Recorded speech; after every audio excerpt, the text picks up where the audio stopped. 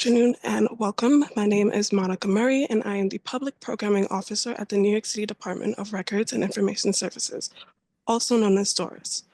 DORIS houses the city's municipal archives and library and is focused on fostering civic life by preserving and providing access to the historical and contemporary records of the New York City government and its people. Thank you for joining us for our first Lunch and Learn of May, Taking Manhattan with Russell Shorto. Russell is the best-selling author of 8 books, including Smalltime, Revolution Song, Amsterdam, and The Island at the Center of the World. He's the director of the New Amsterdam Project at the New York Historical and a senior scholar at the New Netherlands Institute. And now we'll pass it over to Russell to begin. Thank you very much, Monica. I'm happy to be with you. Thank you to Doris for inviting me to talk about my new book, which is very relevant to the work that Doris does. In fact, the core of the material that I relied on is probably the oldest body of records that Doris is associated with. That is the official council minutes of the New Amsterdam City Council, which goes from the 1630s to the 1660s.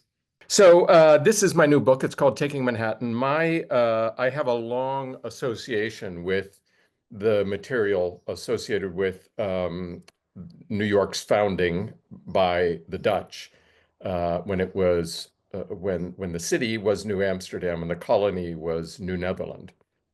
It goes back probably 27 years. At that time, I was living in the East Village, and my daughter was a toddler, and the nearest open space that I could take her to run around and play was the churchyard of St. Mark's in the Bowery at 10th Street and 2nd Avenue. And there are a number of tombs of early New Yorkers in the churchyard, the most famous one being that of Peter Stuyvesant. So at the time, I was aware that I knew the Dutch founded New York. I knew that it was originally New Amsterdam. I knew Peter Stuyvesant was the leader of the colony, and I probably knew nothing else. There was a plaque out next to his tomb with sort of a paragraph of information about him and about the colony. And it got me curious, and I was interested in learning more about it. And I talked to some friends who were New York historians who didn't know anything about the Dutch period. And they seemed to suggest that that there wasn't anything, that the Dutch didn't really keep records, and that the history really only got going once the English took over in 1664 and renamed it New York. But then somebody told me about this man, Charles Gehring. He started in 1974 translating the official records of the colony of New Netherland in Albany. The records, the colony's records are housed at the New York State Library in Albany. And what I referenced a moment ago, the City Council of New Amsterdam, those are housed at the Municipal Archives in Manhattan.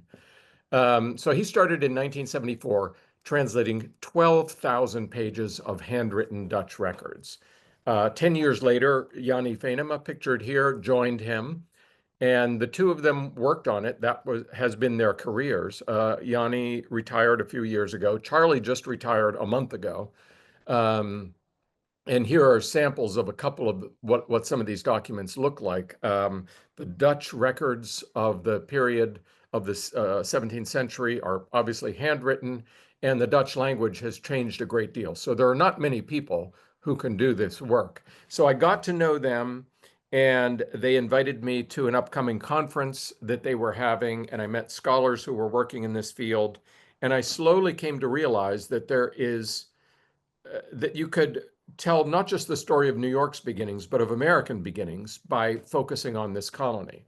So out of that, I wrote the book, The Island at the Center of the World, which came out, if I have a copy of it right here, I'll hold it up. That came out in 2004, and it became a bestseller in the US. It also became a bestseller in the Netherlands, which I had never even crossed my mind when I was writing it. Otherwise, I probably would have frozen at the idea that I was purporting to tell Dutch people their history. And I have stayed in contact with the work of the New Netherland Research Center, as it's called, ever since then. And as the years have gone by, more and more volumes of published translated records have come out. And I would say starting about 5 years ago or so, I realized that the translators were now up to the last couple of years in this 40-year life of the colony. And that's a very interesting moment because you see New Amsterdam, and New Amsterdam was at the southern tip of Manhattan Island. You see it in these records at its height. You see this very vibrant community trading all over the world. And I realized that with these records, we can now see New Amsterdam the way the English saw it at the time when they suddenly valued it and wanted it. So that then became the idea for the new book, which you see behind me there, Taking Manhattan, which focuses on the moment of the English takeover. So in terms of scope, this new book is much more focused. The other book is really about the whole 40-year history of this Dutch colony and what the Dutch brought. This book is the end game. It's basically 2 weeks in the late summer of 1664. You have the Dutch in their fort at the tip of the island, and you have these English warships in the harbor, and both sides are pointing their cannons at each other, and they have been rivals for a long time. They had just, in fact, finished a war, the English and the Dutch. So they're about to go at it again over this colony and this island that both of them value. So let me just back up. What I'll do is I'll kind of take you through some images to give you a sense of the Dutch and their colony and what they brought and what they found and what they did here. And then I'll come back to that moment of this face-off. When the Dutch arrived in the 1620s, they came to a place that was already very intricately populated. This map gives a little bit of a sense. It looks complicated, but it's actually very simplified compared to the actual situation. For example, the Montauk were not the only people on Long Island. The Shinnecock were there, and so were others. But to simplify a bit further, the Dutch, when they came, their main interactions were with the so-called Delaware people, whose territory encompassed what's now New York City as well as New Jersey. The Delaware are also called the Lenape or the Munsee. They also had regular relations with the Mohican people, who essentially were on the east side of the Hudson River, and with the nations, the Iroquois or Haudenosaunee Confederation upstate, especially with the Mohawk, who were on the west side of the Hudson River. This orange squiggle circle kind of gives a sense of what this colony was. So I'm talking about New Amsterdam, the capital on Manhattan Island, but the colony was much bigger. And as you can see, it encompassed parts, at least, of several future states: New York, New Jersey, some of Pennsylvania, some of Connecticut, Delaware. And what you can also see is that the Dutch were very interested. The Dutch at this time were the great global traders, and they were mainly interested in land in terms of waterways, of rivers, because that's the highway. That's how you got into the interior. And you can see what interested them here.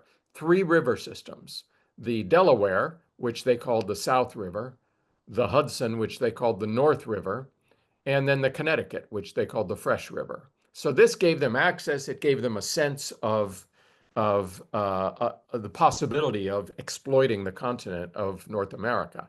And if you just jump ahead in the future, the Dutch, the settlers from the 1600s learned from the native people that you could go up the Hudson and then west along the Mohawk River all the way to the Great Lakes. So they knew that there were these huge bodies of water to the west, and that in terms of exploiting the continent, that was very desirable. They never they never got all the way there. But if you jump ahead to the 1820s, when the Erie Canal was completed, that made the Mohawk River navigable all the way to the Great Lakes. And once that happened, all the cities around the Great Lakes, Detroit and Duluth and Erie and Chicago, spring into being.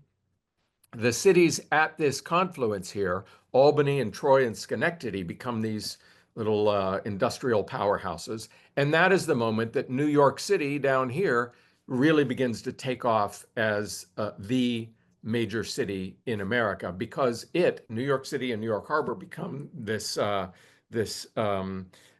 gateway, or this fulcrum, where all the world's goods and all the world's people can come there into this harbor to Manhattan, and then go up the Hudson River and west to the Great Lakes, and so begins this populating of the whole of the American interior. Okay, so the Dutch established their capital at the tip of Manhattan Island. It was New Amsterdam, and we're used to thinking of Manhattan Island as going north-south, up and down. This is angled so that this south is to the left here. So this is the tip of the island. This is essentially the financial district. When I've given tours of New Amsterdam, I give people copies of this, which was made in 1664. Or about 1660, excuse me, this plan. And we walk around with this. It's still the same street pattern. This main street was a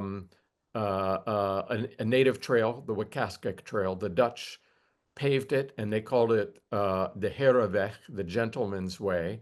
The English, once they took over, called it Broadway. This is the route to the southernmost point of Broadway. You see a canal. The Dutch had a canal, and once the canal was paved over, this was the broadest street other than Broadway, so this became Broad Street. You see there the fort here. There are 16 streets in New Amsterdam. The northern perimeter, they built a wall, and the street that ran along it became Wall Street. The Dutch they brought two things, and this is what I argued in The Island at the Center of the World. They brought two things that really made New York. They brought this notion of toleration, religious toleration. And this was a time when intolerance was official policy in much of Europe. And it was common sense. The idea was that it's a dangerous world. So if you are going to survive as a community, you need to be together. And most importantly, people knew that religion was very divisive. So you had to have a state religion, and you had to try to keep out other religions. So the Dutch went the other direction. They pioneered an official policy of religious toleration, and that made the Netherlands the melting pot of Europe.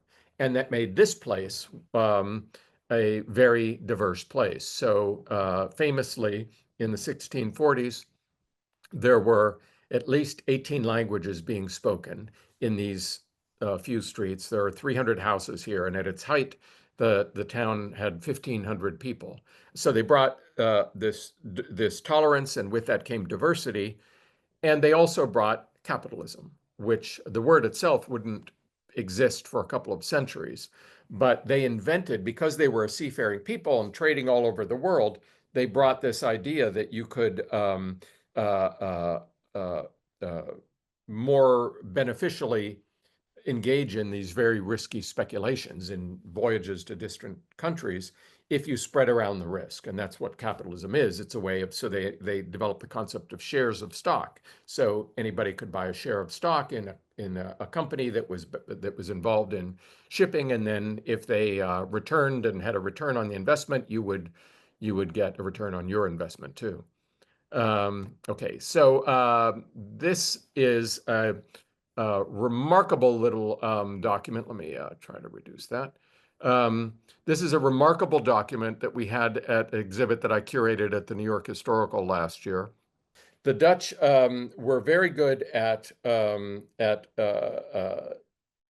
technicalities, at niceties like signing deeds. And in the life of the colony, they negotiated something like 600 deeds for land with native people. Was this coercion? Yes. Eventually it was. In the beginning, it was something different because the native people were the ones in power. They had more people. They knew the area. They were in charge. Nevertheless, the native people valued something that the Dutch brought, and that was European manufactured goods. So these deeds, the early deeds, were not real estate transactions in the eyes of the native people, and the Dutch knew that. They were more like alliances. They were signing something that said, we will enter into an agreement whereby we will trade with each other, will allow you to live here, and if one of us is attacked, the other will help out.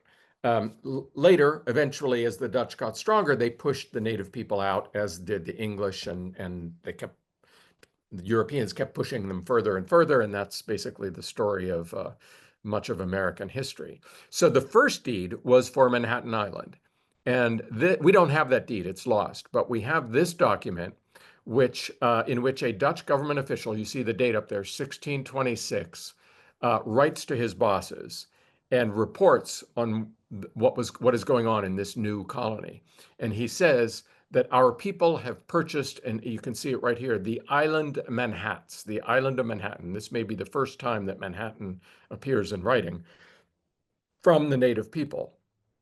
And so this is a rare document because it documents that moment in time. This is another rare document that we had at this exhibit. In 1664, someone in New Amsterdam made a drawing of the colony. They sent it to Europe, and an artist in Amsterdam named Johannes Vingboons made this lyrical watercolor of the town. So this is New Amsterdam at its height in 1664, almost the moment that the English take over. So this is almost a snapshot of what I'm about to start talking about, which is this face-off, which is the subject of my new book. This is the Dutch were the great cartographers of the 17th century. They made this map of the whole region, which was considered the most accurate and detailed map of the whole region for about 100 years. There are 28 different states or versions of this map. The English used it, the French used it. I'm going to skip a couple of these slides.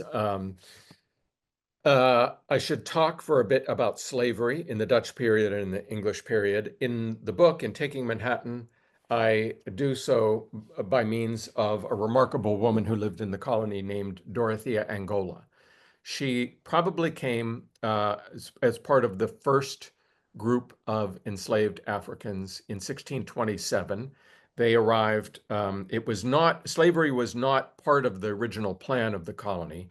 The first enslaved people arrived more or less by accident. The Dutch were at war with Spain and Portugal at this time, and a Dutch ship captured a Portuguese ship in the Caribbean, and there were Africans on it. They took as many as they could take on board, and they had heard of this settlement on Manhattan Island, so they sailed north and they deposited 22 people there. She was, I think, one of those. She was a teenager, I think, at the time. She lives her whole life then in this colony, first in the Dutch colony and then into the English period. She was enslaved. She marries another enslaved man. After a number of years, they petition for their freedom, along with a number of other enslaved people, which is interesting. It tells you some interesting aspect of what slavery was at the time. You know, they were still making up the institution. It wasn't a formalized institution yet. So they had this notion, maybe borrowed from the idea of indentured servitude, that after a certain number of years, you've earned your freedom, and so you could petition for it. So they got their freedom, and they were given land. They were given 6 acres of land, and it was a couple of miles north of New Amsterdam. And while they were given their freedom and therefore they became people of some substance, that's a little bit misleading because there were some strings attached. One was that there was a stipulation that at any given time their children might come back into be brought back into slavery. So it was almost like they had a rope around their neck or something, and there was that possibility that they so therefore they're not gonna they're not gonna get too uppity.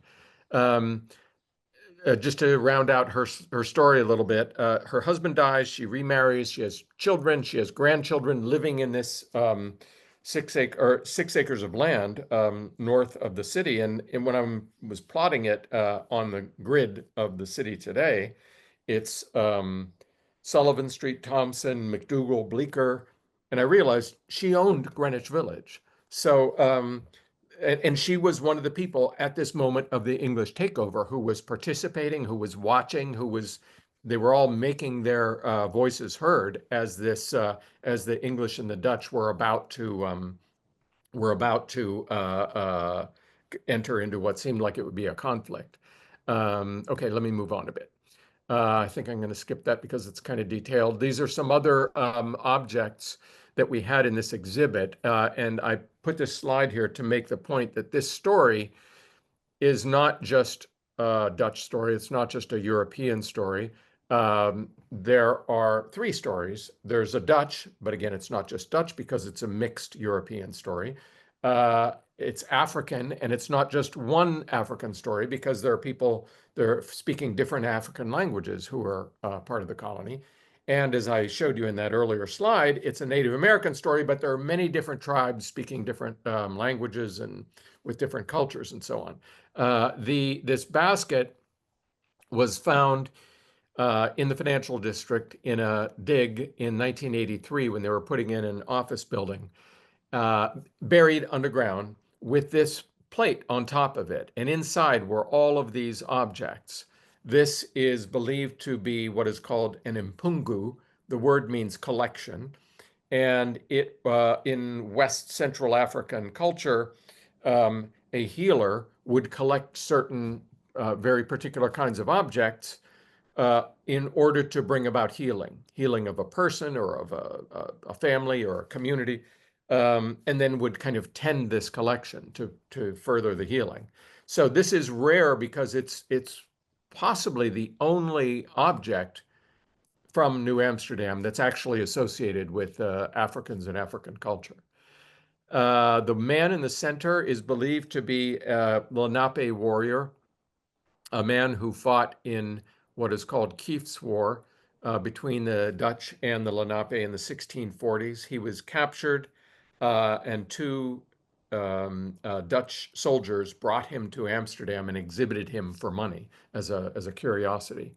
And this is a blow up from the map I showed you a moment ago, showing a kind of idealized version of a longhouse village. Native people sometimes lived in longhouses and sometimes in wigwams and other kinds of homes. And this, you can see, has a fence around it, much as New Amsterdam had kind of a fence around it. And to me, it gives a sense that there maybe was more in common between the native people and the Europeans at the time than we often think. Okay, now I'm coming to the story that I tell in this book in Taking Manhattan. The face-off is between two leaders. It's between two nations. On the right is the famous portrait of Peter Stuyvesant, who was the last director of New Netherland. He ran the colony for 17 years. He was very effective. He stumbled a lot in the early days, but by this period, he had really come into his own as a leader. This picture on the left is not of Colonel Richard Nicolls, the English leader, but there isn't one. I couldn't find one of him, and he is the main figure in this book. So it was very frustrating to me. However, this man, whose name was George Goring, was the same age as Nicolls. He was, like Nicolls, a colonel in the Royalist Army in England. and there's a physical description of Nichols, and this pretty much matches the description. So I just put that there to give you a sense of these two combatants. And again, the Dutch now are in their fort at the tip of the island. And by the way, if you're familiar with the Alexander Hamilton Custom House at the tip of Manhattan Island, right off of Battery Park, that is built right on the site of what was the fort. So if you're downtown, it's convenient for having in your mind a sense of the fort because it kind of looks like a fortress. And Battery Park is landfill, so it was really right on the shore. So there's Stuyvesant and his soldiers in the fort. The people in the town are all around them. The English are in the harbor. They're pointing their guns, and the whole town and all of its people are in this frenzy about what's going to happen. Okay, I've been talking about the Dutch side of the story. Let me switch and talk about the English side. England throughout this whole period was, throughout the whole 17th century, was a nation deeply divided. The Puritans began to get strong in the early part of the century. And by mid-century, they were really powerful. They gained dominance in Parliament. In the English Civil War, there are two sides, two labels, the Puritans and the Royalists. Royalist is a little bit misleading because, yes, they were under the banner of the king, but really it was everybody who didn't want the Puritans to take control of the country and to establish their theocratic regime, which would outlaw, as they did, outlaw Christmas and theater and dancing and things like that. So the Civil War rages. In 1649, you see the image on the right. King Charles I, is beheaded. The Puritan leader Oliver Cromwell in the center takes power. He becomes the Lord Protector. Charles's two sons, the princes, Charles and James, flee into exile on the continent in Europe.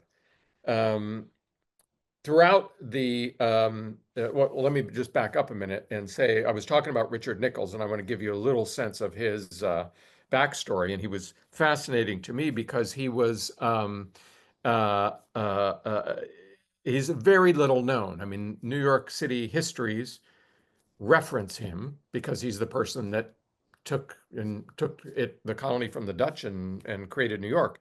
But that's almost all they do. In terms of his backstory, he Charles, the man who's in this picture on the right, is being beheaded, was a hunter, and he would take his family regularly when his sons were small to a village called Ampthill because it was the royal hunting grounds. There was a great lodge there where the keeper of the hunting grounds lived with his family. Richard Nichols was a son of that keeper. So these two young princes regularly come into contact with this this boy, Richard Nichols. So they grew up together. They have known each other all their lives. So then the Civil War comes. Nichols fights alongside them, aside these princes. He goes into exile with them. Then Oliver Cromwell dies. The royals come back onto the throne. The older of the two brothers, Charles, becomes the king, Charles II.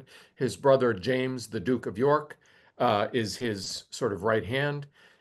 James is particularly attached to Richard Nichols. So now they're on the throne, and they have been jealous of and envious of the Dutch their whole lives. The Dutch have built this huge trading empire, global empire. Uh, so they want to catch up. They want to begin building a British empire. So they look across the Atlantic Ocean. I'm going to skip that document because it's complicated. And this is more or less what they see. Sorry. They see New England, English colonies. They see to the south, Maryland and Virginia settlements, really, but English settlements. But all of this area, in more or less in between these dotted lines, is the Dutch colony of New Netherland. The Dutch, again, are the longtime bitter rival of the English. So they want it. So problem number one in building their empire is we have to take this colony from the Dutch. But there was a second problem, and that was New England. New England was indeed English, but it had been founded decades earlier by the Puritans, by the very people who had cut off their father's head, who hated the Stuart family, hated the monarchy, because the monarchy, the English king by law, was the head of the Church of England. And the Church of England was what the Puritans wanted to purify, what they thought was utterly corrupt. So the Puritans, based in Boston, had become very powerful. They had long defied the monarchy in England. They were separated by an ocean. They did things like they melted down coins, English coins that had the, symbols of the monarchy, and created their own coins. So that's the second task that the royal brothers have in mind. Somehow make the New England colonies bow down to the Stuart government. So who do they pick for this very difficult two-part mission? They pick Richard Nicolls, this man who they have been friends with or affiliated with their whole lives. So now he sails in the late summer of 1664, 4 ships, 450 soldiers, the ship's packed with gunpowder and weapons. He is a warrior. He knows what he's likely to have to do, and he's ready to fight. So now zooming in, we're in New York Harbor, and Nicolls he doesn't go straight to, so well, just to orient you here, obviously here's Manhattan Island. This is the end, the end of Long Island, Staten Island here, the mainland. So he sails into the harbor. He first anchors off Sandy Hook, and then he does not go right at New Amsterdam. Instead, he goes here to Gravesend Bay. Why? You can see here these towns. New Amsterdam was not the only Dutch town in the region. They settled the town of Vlissingen, which became known as Flushing, Breukelen, which became Brooklyn, Vlakkenbos, which became Flatbush, and several other towns, which were they were mixed, but they were under Dutch control.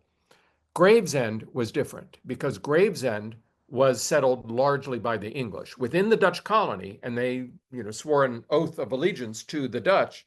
But it's an English town. Richard Nicolls knew that.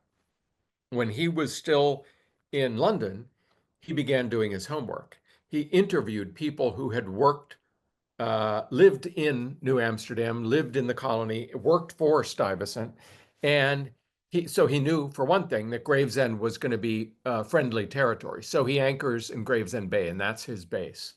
So what does he do next? He sends a boat with messengers to New Amsterdam. Stuyvesant reads the letter, he writes one back, and he goes back. So now in this 2-week period, there's this little diplomatic dance that's going on. Nicolls had come to understand something. I talked before about these two things the Dutch brought to this colony that gave it this energy, this tolerance and this mixed society, this pluralistic society, and this capitalism. So these people in New Amsterdam spoke different languages. They were connected to different parts of the world. They had trading networks, some of them in the Caribbean, in South America, in different parts of Europe.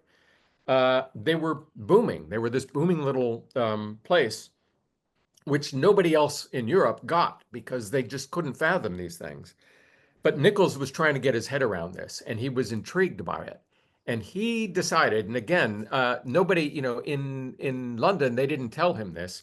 He decided at some point that he wanted not just this geography, he wanted their secret sauce, this special thing that was making this place succeed. So he was determined to try to figure out how he could get it without just destroying the place, because then all he would have is an island. From the Dutch side, Stuyvesant and the settlers, including basically the 1,500 people in the capital, had been trying for years to get the Dutch government to support them. Stuyvesant had been writing letters saying, look, we're doing this, very impressive kind of business here. We sit next to this whole continent that we can ultimately exploit. We need support. We need many more settlers. We need soldiers. We need equipment. And they were getting a cold shoulder. So by this time, he and his community, they knew they were on their own. So the Dutch know they're on their own, and Nichols and the English decide they want to keep them, and in order to keep them, Nichols decides he has to keep them happy. So what goes on in this 2-week period, they're both warriors, and at different times, one or the other of them erupts, and they're about to uh, uh, blast away at cannons. At one point, Nichols sails 3 ships right around the tip of the island, right around the fort in New Amsterdam, daring Stuyvesant to open fire on him, which would cause him to return fire. But then each time something happens that kind of lessens the tensions. Ultimately, what they work out then in this 2 weeks of the Dutch saying, well, here's what we would need, and this back and forth happening, what they work out is they create this document, which is sometimes in English called Articles of Surrender.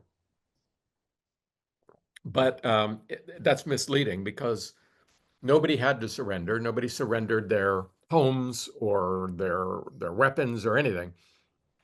In fact, you see all these points here. This is obviously a Dutch version of the articles. Each one of these points this is essentially a Bill of Rights. Each of these things is a guarantee that Nichols is agreeing to guarantee to the population.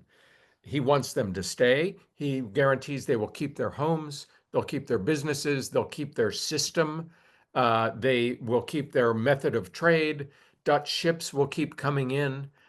So what this does then is what's really striking to me is this was not agreed on by the governments at home. Nobody could phone home and say, look, here's what we're thinking of doing. This was simply the people on the ground, and in particular, Stuyvesant and Nichols, coming to this novel notion, which in the book I call a merger. They're going to take this Dutch base, what the Dutch had created in 40 years, and they're going to fuse it to this rising British Empire. And that, to me, is the essence of what New York would be. And that would make New York different from Boston, later from Philadelphia, from Charleston, from other cities in North America. So so then they hash out this agreement. Nichols becomes the first governor of New York. He has this lovely map of New Amsterdam made and sends it to the Duke of York. He decides on the name. He writes in a letter to the Duke of York and says, I gave to this place the name of New York. He could have called it something else. James was also the Duke of Albany. He could have called it Albany, but instead he chose to call the second city, 150 miles up the river, Albany. Nichols also had a plan that the land to the west on the west side of the Hudson River, he was going to call Albania after the Duke of Albany. But then he got word that the Duke had decided to give that parcel to a friend of his who had helped him in the war, who was the governor of the island of Jersey. So that instead became New Jersey. And I know quite a few New Yorkers who still think of New Jersey as Albania, but Nichols didn't get his way in that. So Nichols, he also created this beautiful map once he became governor. It's called the Nichols map. And I think it's just lovely. It shows Manhattan Island in its original state before it was, hemmed in by concrete. And you see all these little rivulets and twists and contours in the island. And you can see here, this was intended for people in London who didn't know and never would know America. So over here it says, it labels this part of the continent of America. and over here it says part of Long Island. So they're orienting you. And you can see here is New Amsterdam down here. Here is the other Dutch settlement at New Haarlem, which becomes Harlem. Nichols also decided, one of many things he did that set the contours of New York. New Amsterdam was here. This was the Dutch capital. Nichols decides, no, the whole of Manhattan is going to be New York City. And so it was for a couple of hundred years. So in many ways, Nichols sort of defines what New York City would be. So just kind of quickly to sum up, together, what they achieved was not a military takeover, but a merger that would be beneficial, essentially, to everybody involved, everybody on the ground. The people in the home country, the Dutch, when they got word of this, they were mad. But the people in this colony benefited from it, and New York grew as a part of it. So the city would remain Dutch. It would be multi-ethnic, relatively tolerant, free trading. People would keep their homes, and these Dutch features would be part of it. I mentioned Nichols' second mission to tame the Puritans in New England. He failed completely at that. The Puritans were just too strong. There was no way they were going to bow down to the kings of England. So that then, and I'll finish up with this point, that sets up this two ideological bases, power bases in the American colonies. One based in Boston, which becomes an ideology of Christian nationalism, of Puritanism, literally, of we Americans, we have a right to this continent and God favors us. And the other one, based in New York, is much more pragmatic, practical, globalist, outward looking. And I think it's not too much to say that much of all of American history can be seen through this lens as this battle between these two competing ideologies, and that goes right up to where we are today. I will end it there, and I am happy to take questions. Let's see, is it Melissa, I think, is going to take charge of the Q&A. Thank you. And thank you for all of that, Russell. We definitely have a lot of questions already, but Okay. anybody else would like to add some, please add those to the Q&A at the bottom. Well, I think to start off, one thing that we've definitely gotten here is, so as the most southern part of New York, how does Staten Island fit into this story? Staten Island is part of the story. Staten Island was very lightly populated by the Dutch in the Dutch period. The Dutch had one idea of settlement that the Dutch tried to do because they were trying to get settlers. You know, I referred to the fact that they were trying these different ways to get the home country to support them. And they came up with this idea of creating patroonships, which would be essentially like a plantation that where one rich man in the home country would own a whole large portion of the colony, and then he would be in charge of bringing settlers and goods and so on. So one of these inhabitants became the patroon of Staten Island, and that was named Cornelis Malijn. So he had the beginnings of a settlement going there. Otherwise, within this story, it comes into play strategically because there's the Dutch have a defensive post there, looking at the Narrows to see who's coming. And Nichols, one of the first things he does is he takes that defensive post in order to control traffic through the Narrows. Thank you. And what year did the enslaved Africans arrive in New York? And would this count as the beginning of slavery in New York, or were there laws establishing slavery before they arrived? There were not laws regarding slavery throughout the whole Dutch period. As I said, Dorothea Angola, I think, was part of the first arrival, this accidental arrival of 22 Africans probably in 1627. The scholar Jaap Jacobs a year or two ago wrote a paper in which he investigated, and I think he presents a convincing case that this was the first shipment. So that was a year after New Amsterdam was settled, slavery begins. Thank you for that. This is somewhat related, but where can someone learn about the Mapungo? I might be pronouncing that wrong, but that was Yeah, just discovered Mbungu. downtown. This was Yeah, in New that's York. it's well, the collection is in the New York State Museum in Albany, so we got it on loan from them. I don't think they have it on view normally, but there's been this on again, off again new permanent exhibit, which is supposed to have this big component of it that is going to be on New Amsterdam and New Netherlands. Maybe that will feature in it. I don't know, but that's the place where it is actually found. Um, uh, uh, I'm trying to remember his name. Barbaro Martinez Ruiz is a professor of African art and history at Oxford, and he is the one who helped me in identifying this as an Mpungu. And he's written about, and it's spelled Mpungu. And for those who might not know what we're talking about, do you want to share a little about that since you curated that collection? Yeah, this is the collection that I showed a picture of the basket, and then there was a Dutch plate covering it, and this was buried underground.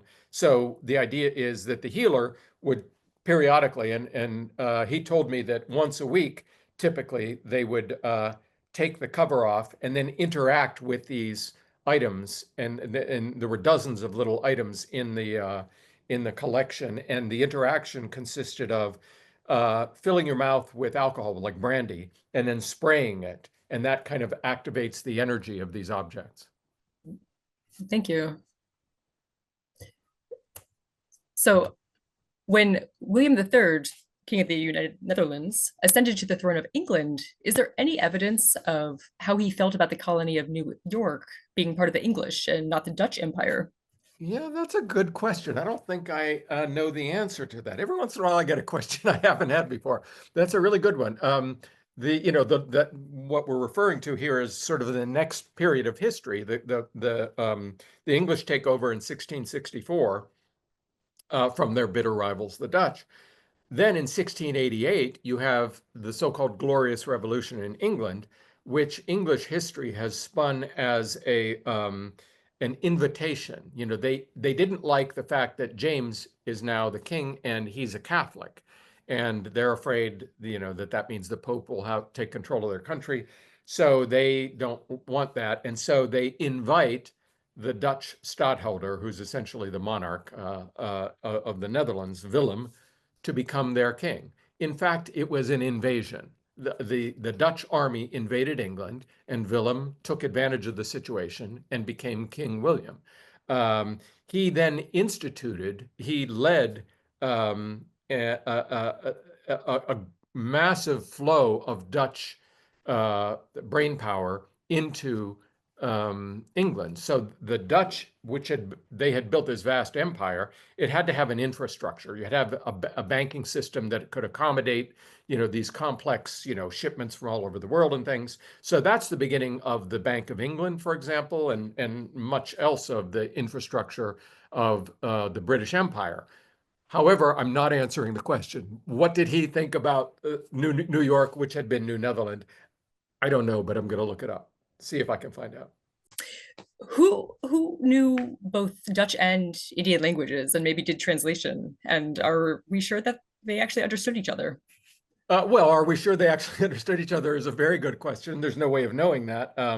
Surely there were misunderstandings in the wars and the conflicts that break out periodically, because you have to keep in mind that the Dutch and the Europeans in the colony were there to do business with the native people. They didn't want to, initially they weren't there to let's push them off and then we'll have control of this land. They were there to trade for furs, and the native people trapped the furs and then traded them for European goods. But who translated? A number of people, one of whom, interestingly, was a woman named Sarah Kierstead. She lived in New Amsterdam and quite near the fort, but right on the water. And when we were putting together this exhibit last year, we created a virtual sort of interactive map of New Amsterdam. And in working on that, I realized that there was they built in New Amsterdam a trading post for trading with the native people. And once I was, looking at it geographically, spatially, I realized it's right in front of her house, which makes perfect sense that they would build the trading post in front of the home of the translator, the interpreter. That's really interesting.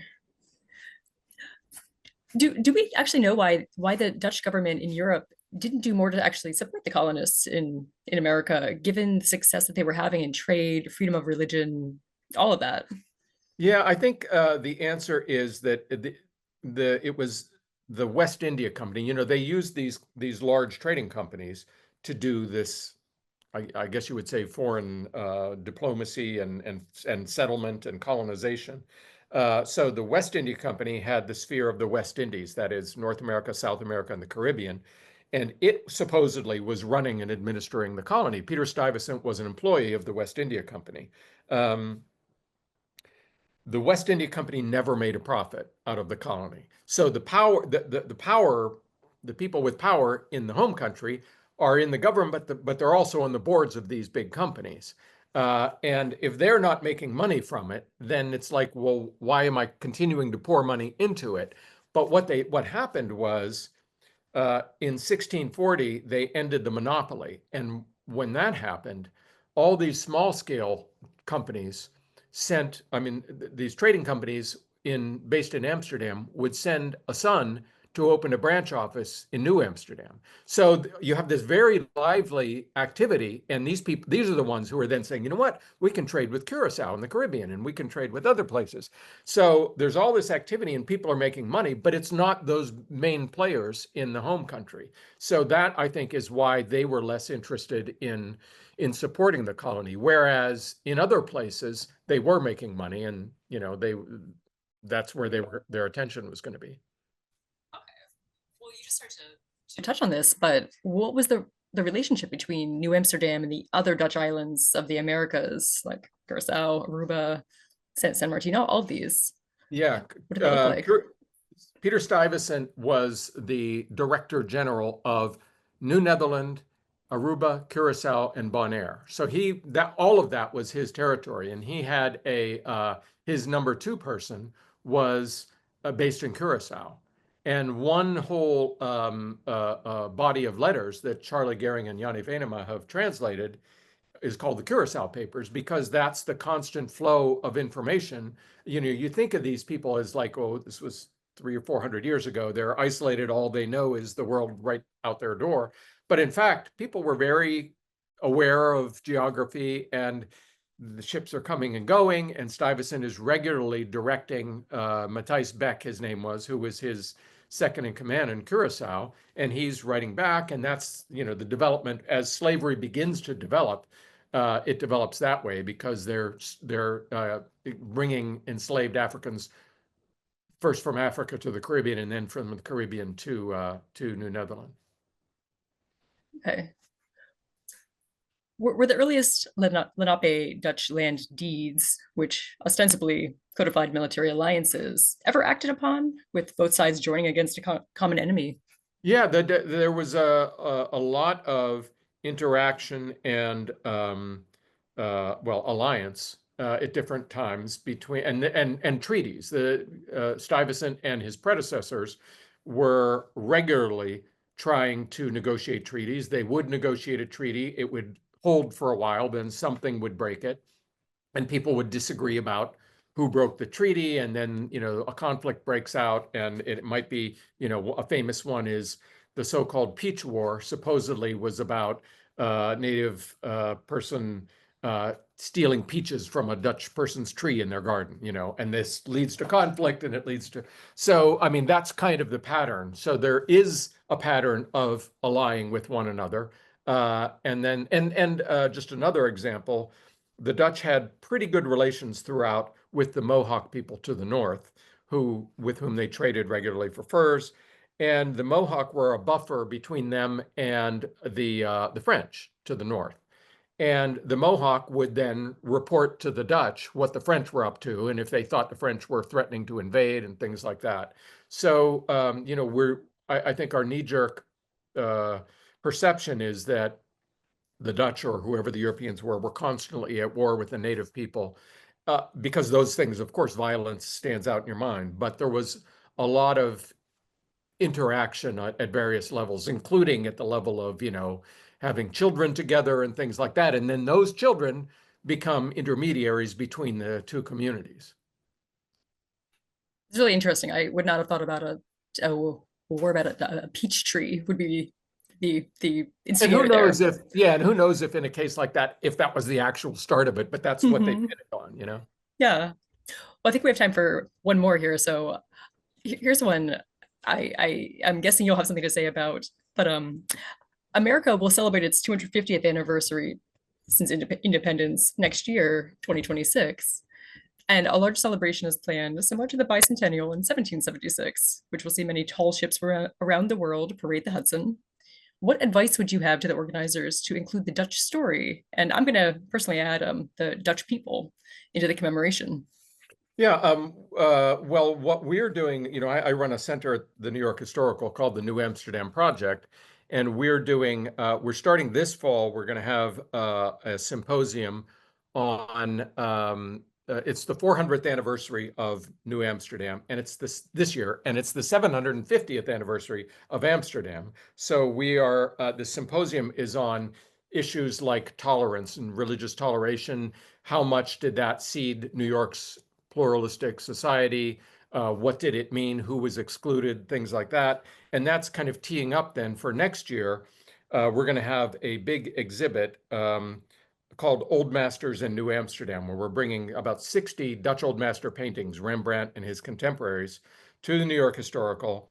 And a little prologue exhibit before you enter the main exhibit is going to be about New Amsterdam, and I hope we'll have the Flushing Remonstrance, we'll have John Bound's diary, we'll have some of these artifacts that speak to tolerance and how tolerant it was, and that speak to this multi-ethnic community. So I think, my long-winded answer is what underlies all of this is capitalism, toleration, and the pluralistic society, which, if you put those things together, are a recipe for New York, but not just for New York, but for America. And that leads then, and as New York moves forward, and then we'll have a postscript to the exhibit, which updates the story to the period of the Revolution, when New York is this very vigorous, vibrant, multi-ethnic town.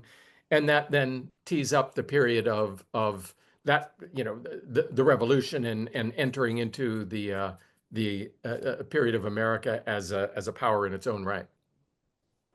Excellent. Well, thank you for all of that. Sure.